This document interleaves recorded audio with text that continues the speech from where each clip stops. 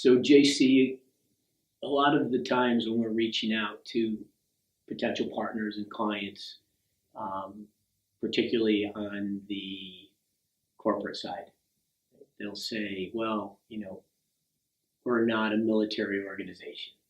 Um, and, or we're not a athletic team. How does your experience translate into what we do? And I understand that because I've had some of the military leadership programming, and what was so appealing about your approach, having been the director of the Army Leadership School, was it was a completely different approach to leadership than what someone would expect from a Special Forces leader, Army Ranger. Um, so, talk to me a little bit about how you're able to translate your experience as a leader into corporate leadership and culture development. It's funny because I don't just hear it from the corporate side. I do hear it sometimes from even the team side. Everything you do in the military is about obedience. It's very draconian, or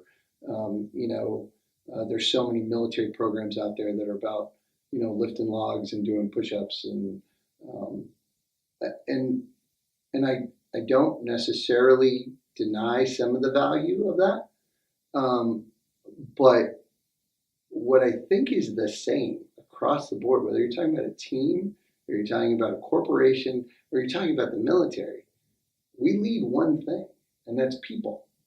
That's the same across all of them. And what's funny is they're all different kinds of people in our organization.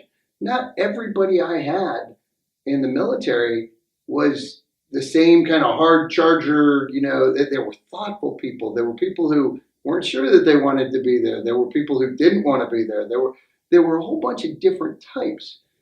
When I look at corporations, there's all sorts of different types of people that are there, sometimes for the right reasons, sometimes for the wrong reasons. Teams, hey, they're there for different kinds of reasons. But at the end of the day, whether you're talking about any type of organization, leadership is about people. So what I think we do that's different than any of the other programs that have kind of either a military kind of background or a sports kind of background is, it's not about the physical stuff. It's about learning people. It's about understanding your people. It's about it's about thinking about the development of your people. And I always say, I know some of the stuff that I say may seem like soft and gushy for coming out of an Army Ranger's mouth, but people are soft and gushy. Whether they're in the military, they play professional sports or collegiate sports, or they're in a corporation. All people they have some intrinsic needs and none of those intrinsic needs are hard stuff. It's all soft stuff. And I think that's why it doesn't matter what business you're in. If you know people, then you can help leaders.